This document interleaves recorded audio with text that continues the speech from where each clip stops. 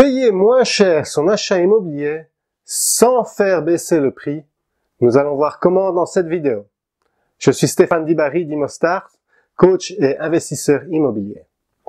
Alors, il y a une chose qu'on oublie souvent, c'est que quand on négocie un achat immobilier, on ne négocie pas que le prix. On négocie les conditions de l'achat immobilier et finalement le prix n'est qu'une seule de ces conditions.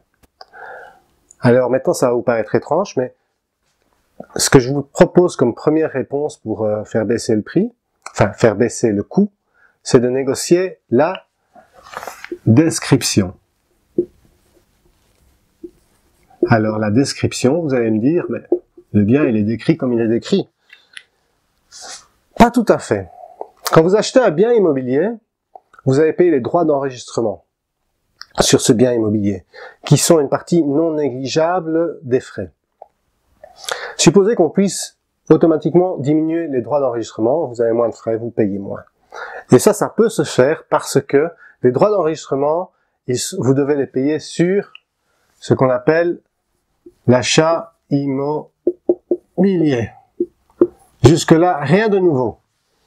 Par contre, dites-moi, est-ce que vous savez quel est l'opposé de l'immobilier? L'opposé de l'immobilier, c'est le mobilier. Et voilà, c'est là le secret, ce sont les meubles. Quand vous allez acheter un bien, négociez avec le vendeur pour faire une liste des meubles et bien entendu mettre un prix sur chaque meuble qui sont vendus avec le bien. Ainsi, au lieu d'acheter une maison 100 000 €, vous faites une liste des meubles avec le propriétaire, vous arrivez peut-être à, on va dire, 10 000 € de meubles. Maintenant, vous achetez la maison, toujours 100 000 €, mais 90 000 plus 10 000. Et vous ne paierez les frais d'enregistrement que sur les 90 000. Les meubles, il n'y a pas de frais d'enregistrement, pas de taxes à payer. Donc voilà, un truc tout simple. Maintenant, vous allez me dire, oui, mais Stéphane, si moi j'achète une maison vide, alors encore une fois, on parle de la description.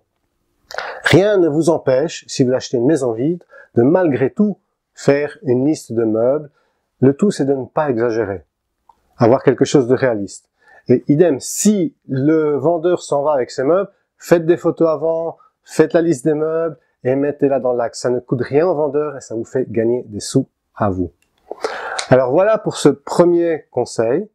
Si vous avez aimé cette information, n'hésitez pas à aller voir directement sur le blog. Vous avez d'autres conseils, d'autres informations plus précises. Et aussi, une petite chose que je vous demande qui ne vous coûte rien à vous, mais qui m'arrange beaucoup à moi, c'est un pouce bleu parce que ça va aider mon référencement.